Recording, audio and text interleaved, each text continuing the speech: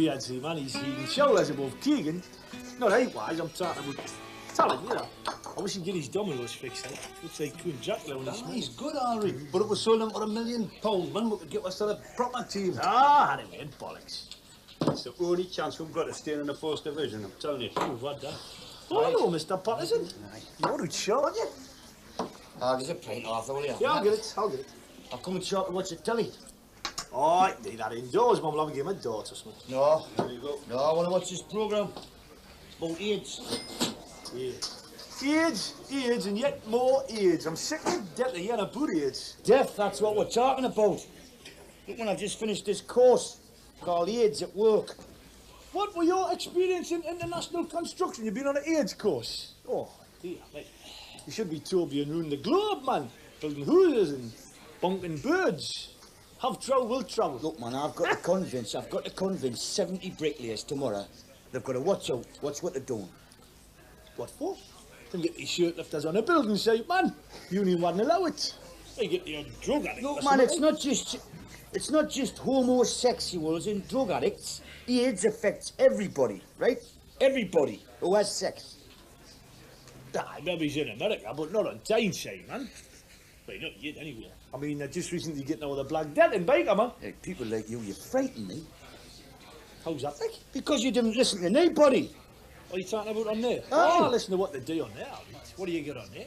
Doctors arguing against each other all the time. I mean, they didn't even know where it comes from, did they? Look, let's just watch the telly, right? You might learn something.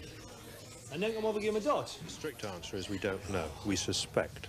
And we suspect that it came from a green monkey in Central Africa, that somehow the virus that we know is very like the AIDS virus, it's not exactly the same, transformed itself from a green monkey and got into mankind. From Africa, it's anybody's guess how it got into America, Haiti, North and South America. All we do know is that this is a new disease in the Western world, and the earliest specimen that we have as a positive, looking backwards, is the late 1950s from Central Africa. That's the clue as to where it came from, plus this different virus in the green monkey. You have quite an interesting analogy about the spread of AIDS and the jumbo jet. Perhaps you'd like to elaborate on that. Yeah, I think that if you look at the curves, which are going up all the time for the number of people who have AIDS, it's rather like watching a jumbo jet taking off. Now, with the gay population who were hit first with this disease, the jumbo jet's well airborne. With the intravenous drug abusers, the jumbo jet has just taken off in this country, and with the heterosexual spread, it's still on the runway, but it's moving. We want to stop it before it takes off. That's the reason for the education campaign. 50 years ago, we would have had no idea that we'd be sitting down here. And it's hypothetical figures, them. I mean, don't forget, you know, we live in a place where 60 million punters in the UK. But it's spreading. It's spreading, that's the point, right? And there's no cure. But what is it exactly? What is it? Because I don't know what it is. I mean, are we talking about a germ or some sort of creepy crawly thing or a little bug or what is it? Bug, aye, it's a bug, right? AIDS stands for Acquired Immune Deficiency Syndrome, right? Well, that's going to be a lot of the lads in the Gallagher there, don't they? Well, look, it's not what it's called, man. It's what it does. It stops your body from fighting the other little bugs, and that's what normally kills you. Right. Just watch this one. All right. It's a remarkably simple and clever virus because it's so fragile outside the body and so easily destroyed. But once it gets into the body, once it's injected into the body, the difficulty is that it homes in on just the sort of cells which normally protect you against diseases. And it destroys those cells. And in doing so, it lets in other diseases. These are diseases which take the opportunity of the defense system being laid low. And once that happens, of course, we can treat some of those diseases, but we can't go on treating them time after time, and eventually the patient gets weaker and weaker and dies. See what I mean, eh? It's wicked, man. And there's no cure. Wait, I haven't found one yet. Well, I'm all for letting them get on with it. Please, no, I can deal with it. Well, of course there is. What? Well, what can I deal with it? Make sure you don't get it. Well, how can I get it? I don't know anybody what's got it, so how can I get it? But that's the point, man. Nobody knows who's got it, so you've got to be dead careful. Well, I'm very careful about things like that. He'll tell you behind the bar, I insist that's washed every time I get a refill. No, that's got nothing to do with it, man. You've got to be careful about sex, right? Doesn't matter if you're a man or if you're a woman, right? If you don't know what your partner's been up to, you're at risk. Well, you're not suggesting I gone up to some talking bar where I fancy tapping up to, you know, Toby up and say, "So, good evening, have you got AIDS?" And then you say no, and then you buy them a drink. I mean, that's gonna scare them off quicker than what halitosis would, man. You know what I mean, right? Just take sensible precautions, man. Oh, look, if everybody listened to the likes of you, man, the monasteries would be chocker. And I've never liked that mead. Oh, a sweet woman. No, wait, bollocks, you know. I don't care. No, but look, I mean, what you're saying, I gone into the bar, aye, and I see a bird what I fancy, so I kind of gone up there and put the lips on it, because that's aye, dodgy. yes, I stand no. back 10 yards, because in case you breathe on it, because that might No, be dodgy. God knows what else is dodgy. I mean, we're not exactly talking romance here, are we? Look, man, AIDS, it's not like catching a cold, man, right? You can't get it like that, right? It's hard to get, right? You can only get it from body fluids, right? Like blood and semen. So we have to get them fluids into your body to get AIDS. Just watch the telly, man. Complicated, isn't it? With diseases like AIDS, I mean, we don't. The majority of the population is completely safe. And I think that's important, because there's overwhelming evidence that there's no casual spread of this disease, either amongst households or institutions or schools, or amongst people working with animals, for instance, veterinary surgeons and people like this. There just isn't any spread unless there's a very good reason for it. For instance, people who have accidentally inoculated themselves with a good dose of the particular virus. So things like swimming pools and public libraries and pubs and schools and food industry, workplace, the food industry, absolutely safe. Even if somebody working in them has got AIDS, it's safe. You can't spread the disease. It's got to be injected.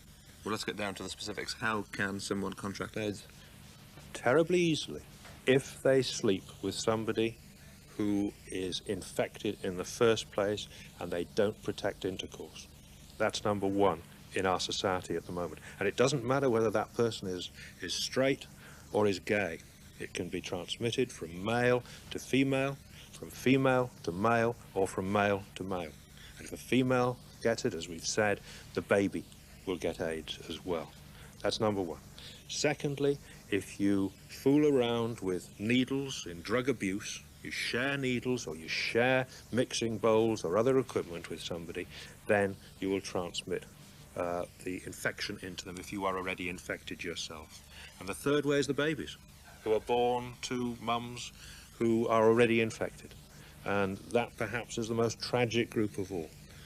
The dangers from things like blood transfusion are very, very remote indeed. And I think we have to stress that very forcefully, because all blood, every donation is now screened for the antibody to the AIDS virus. And of course, if it's positive, then the blood is rejected. One other fear which people may have is heavy petting or kissing. Can you contract AIDS that way? But at my age, I have to think back to what heavy petting actually meant. But the kissing thing is something which comes out time and time again at public meetings. It's the number one question, I think. And we can say that there is no evidence at all that kissing transmits AIDS. And we've looked at families, at normal households, we've looked at institutions, we've looked at whole populations of people where we know that AIDS is only transmitted either through sexual intercourse or sharing of needles. You see, the virus has to be in a good concentration to be injected into somebody else's body. And that isn't true of saliva. Certainly the virus is present in all body fluids. And it's been estimated that you actually have to swap about half a pint of saliva, infected saliva, with somebody in order to infect them. All the paint. People watching. Even footballers don't knock a lot much. Tell you what, let's put it this way, right? Just supposing you had AIDS, right? Me? Just supposing Well, I'm you not had gonna AIDS. get it. If you did, I could kiss you, right? Could you? Oh, yeah. I could kiss you. I could use your knife and fork. I could sleep in the same bed. Sounds like Dusseldorf, that. Right then, supposing one of the lads in the hut had got AIDS, Would have right? been Moxie, wouldn't it? Because he was always still. Well, yeah, right, Moxie. Supposing Moxie had AIDS, right? Right. Now, we would all be all right. As long as we didn't use his razor. As long as we didn't use his... I'm lost here. Why? Well, look, man, it might have blood on it, right? All right, so I've got you. So if I had a shave and he had blood on his razor and then cut me and went into me... That's right, the blood, right, aye. I've got it. Right. Talking about Clement, I had one of my infrequent visits to the dentist the other week. Oh, you've been doing there lately? No. Should have seen the tackle he had on. Butcher's apron, Lone Ranger mask, and well, that's big what I'm rubber saying. gloves. That's what I'm talking about, man. He's being careful, isn't he? Because there's blood involved. What, that was what all the tackle was Aye, for? the blood. Oh, I see. If it's that hard to catch, like what you say it is, what they making all the big fuss about if it's so hard to catch? Listen, man, I've told you, man, because it's spreading, right? And if we don't do something about it, millions of people will die. Millions? Millions of people are gonna die, right? They've got no cure, right? All they can do is try and stop it spreading. Aye, well, you should be talking to them what's spreading it, shouldn't you? Aye, but look, man, the people who are spreading it don't know they've got it, right? That's what I'm talking about. Well, how do you know you've got it? If you didn't know you've got it, when you've got it, how do you find out whether you've got it or not? Blood test. You have to have a blood test. Look, he's talking about it there now. People watching this might suspect they have AIDS. What can they do to put their minds at rest?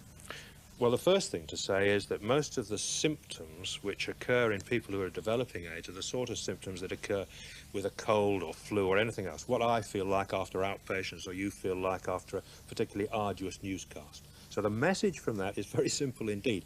Go and get your doctor to sort it out. And the first port, of course, should be your family doctor.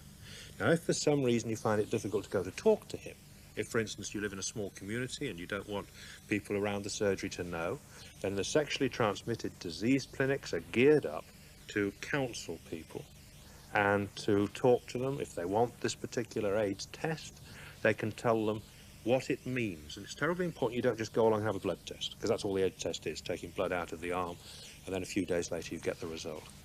It means so much to know that you're positive, because it will affect your whole future life. You know you're infectious to other people. You know that you will not get life insurance. You know that you won't get mortgage endowment. There are so many things, but above all, you know that you have an incurable infection for which there is yet no answer. And the question about whether or not you'll get AIDS is a big question mark.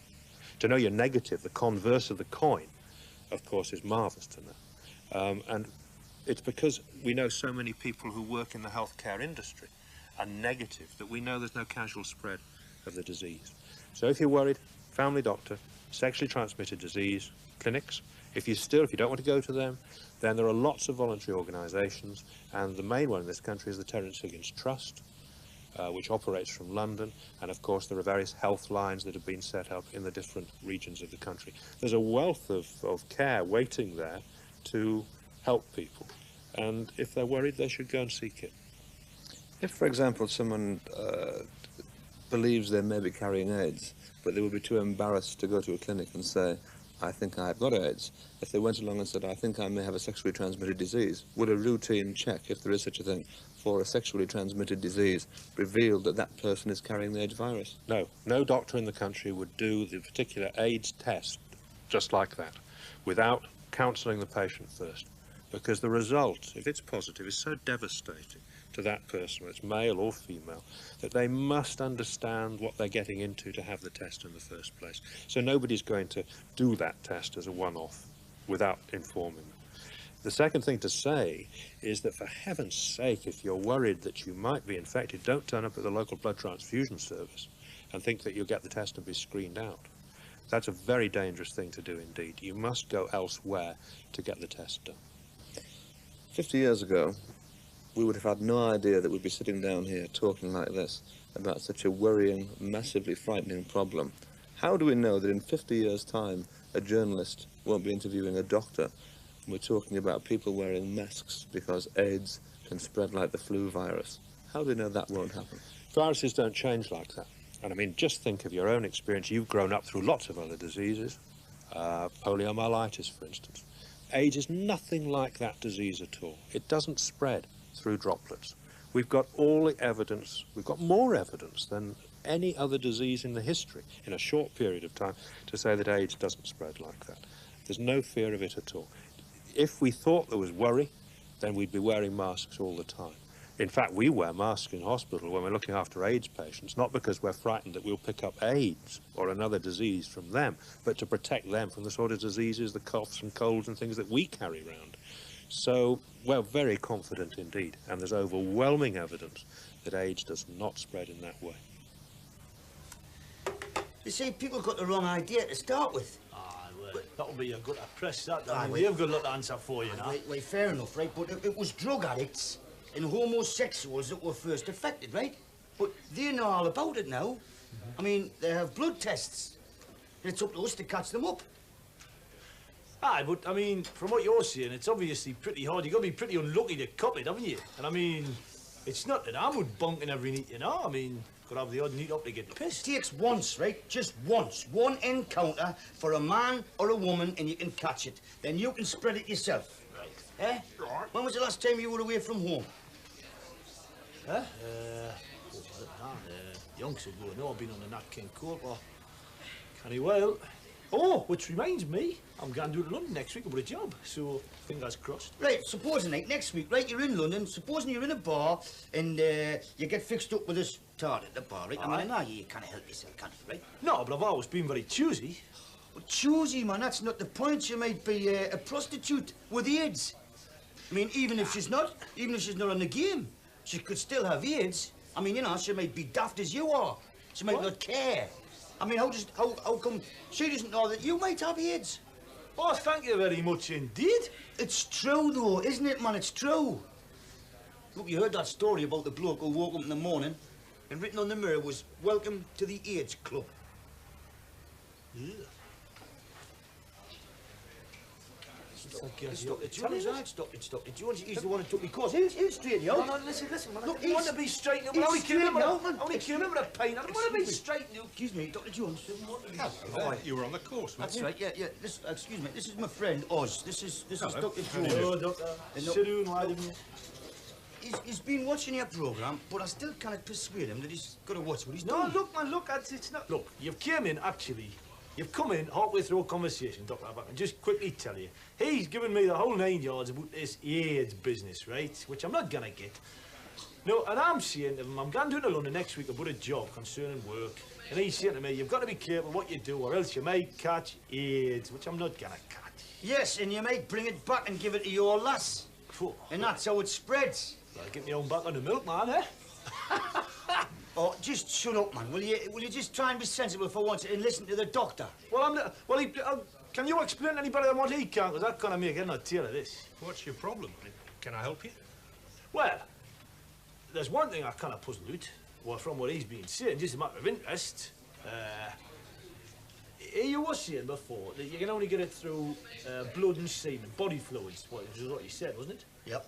Right, well, I think I can take that in. Now, I can understand how a bloke could give it to a woman in the obvious way.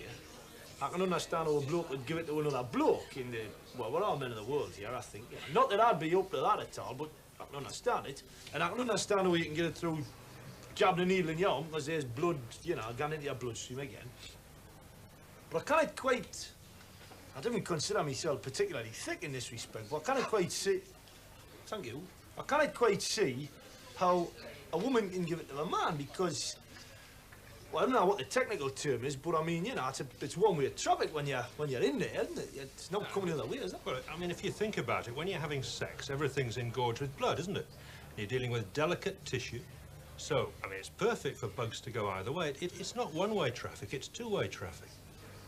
So, what, like, when you're gun hammering tongues, like, it can just seep both ways? Well, all you've got to remember, is wear a condom, right? Wear a what?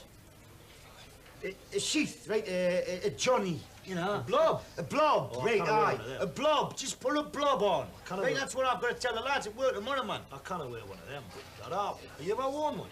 Have you ever... No, well, you haven't worn one, obviously, but, well, take it from me, they're pretty manky. I mean, that's why I had a snip originally, you know, because of them. I couldn't get away with them. I mean, crusty, man. I mean, you're not suggesting now that if I'm looking up to score with some nice-looking tart next week, and I'll get on the pit, and the moment the truth comes, I'll turn out and say, excuse me, love, just 1 second, I'm just going to lob over and pull this dirty stinking rubber thing on, and just whistle a couple of bars of business and then I'll be right with you, you know. Oh, hey, man, oh, eh. Listen, if she's got any sense, she'll make you wear a condom. She'll make me wear a condom. She'll make Oh, you that'll wear be a the deal. condom. Listen, the snip doesn't protect you. Does it not? And if she's on the pill, that'll not protect her. The only thing that'll protect you, if you've got to have sex with somebody you don't know and trust, is a condom. So, what you're saying there is, wear a condom and you can keep on trucking, yeah? I understand that. That's simple. Look, what, you just got to remember, right? Just practice safe sex, man. Just listen, you know? Just practice safe sex, and if you don't know the person, right, don't have sex with them. You sound like the Pope, man. Wow. If you didn't know that person, didn't have sex with... What do you think? I'm Superman, I'm only a man. Well, look, man, just think back, right? What I'm saying, just think back to when you were a I mean, how, teenager, you know, right? You know, behind the bike sheds and all, you know, just touchies and all that.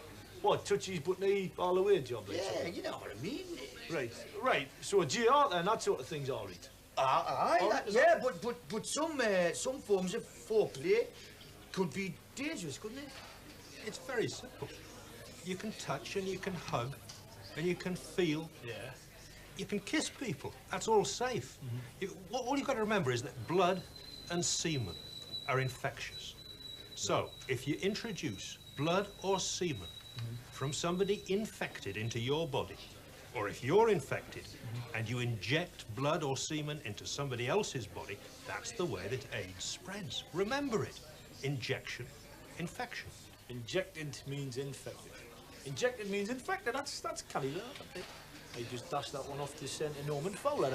Listen, man. Look, man. Just Injected means look, infected. man. Just listen to the doctor, will you, man? I mean, if I can't persuade you now, right? What chance have I got with 70 bricklayers tomorrow? I'm listening. Eh? I'm listening, aren't I? I'm trying to ask pertinent questions, aren't I? I mean, how do you die from it, for instance, doctor? Well, you can get cancer. Cancer can kill you. You can get cancer from it. Yes, you can. And it can infect the brain. Can it? Yeah. If it infects the brain, you get dementia. You see young people starting to grow old very early. What's like senile dementia? So you get like doolally really quickly, Just like senile dementia. but yeah. only young. Yeah. You get a big so it's obviously quite painful. I mean, I was of a mind that there wasn't any pain involved. I thought you just snuffed it, and that was that. It can be painful. Right, Not well- just for you, but for your family, obviously, your friends. Yes, but you. Oh, all right. Well, how long does it? How long can it lie inside you? Will it sort of manifest itself, so to speak? But once you've got it in there, it's in there for life. And at the moment, we know at least 14 years between getting infected and actually getting AIDS. Might be longer than that, though. You can get AIDS in 3 months, 5 years, 14 years. But what you've got to remember is that all that time, you're infectious to other people, even though you might feel completely and absolutely well and look well. 1981. So you could have a jump in 1981 theoretically, and it could be 1995 when it comes to a head. That's it. Or else sooner. Right. It's like a time bomb, isn't it? You know when it's gonna go off. But it's not. You can't pass it on like to your kids, I know, can you? Well, look, there's only 3 ways in which you can catch AIDS. Yeah. Sexually, with somebody who's infected, sharing needles with somebody who's infected, or if a lass is infected and she gets pregnant, then her bairn is likely to get infected as well, very likely to get AIDS and die. So the kid can die. That's bloody awful. I think I'm ready for a drink. Do you want a drink? White Please. wine and soda, something, is it? Not bloody likely. I'll have a pint of bitter, please. Pint of bitter, right? Black stuff. Too long and a bitter. Huh? And give us some change of that with that machine you got in a bug. I'm sorry, Oz, lad, but I think you'll find it's empty. It's been in great demand, you know. You'll just have to tie a knot in it, won't you? No, man. This is a matter of life and death.